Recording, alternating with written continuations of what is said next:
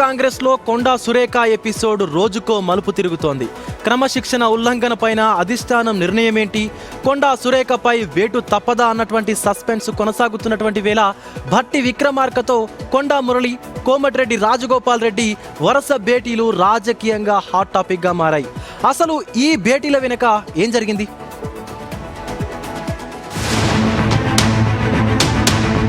ప్రజాభవన్లో deputy CM Bhatti విక్రమార్కతో మంత్రి కొండా సురేఖ భర్త కొండా మురళి భేటీ అయ్యారు. ఆ సమయంలోనే భట్టి దగ్గరకు మునుగోడు ఎమ్మెల్యే కోమటిరెడ్డి రాజగోపాల్ రెడ్డి వచ్చారు. భట్టి, ఉత్తమ్ కుమార్ రెడ్డి సమక్షంలో వేర్వేరుగా జరిగిన భేటీలు పొలిటికల్ హీట్ పెంచాయి.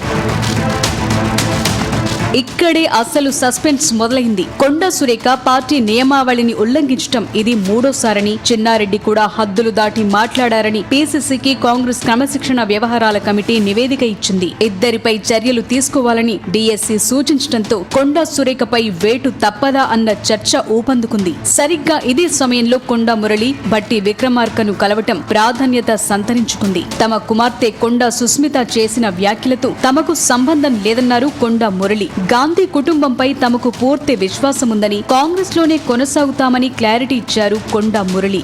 మేము కాంగ్రెస్ పార్టీని వీడేది లేదు. సోనియా గాంధీ మీద, రాహుల్ గాంధీ గారి మీద, ప్రియాంక గాంధీ మీద సంపూర్ణ విశ్వాసం ఉంది. అది నా బిడ్డ ఇష్యూ.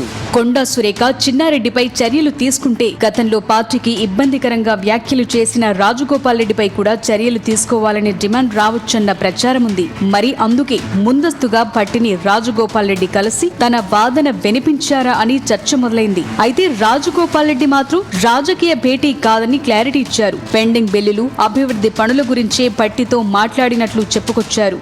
డిప్యూటీ సీఎం భట్టి గారింటికి వచ్చింది మా నియోజకవర్గ అభివృద్ధి పనులకు సంబంధించి పెండింగ్ బిల్స్ రిలీజ్ చేసేందుకు భట్టి గారింటికి రావడం జరిగింది.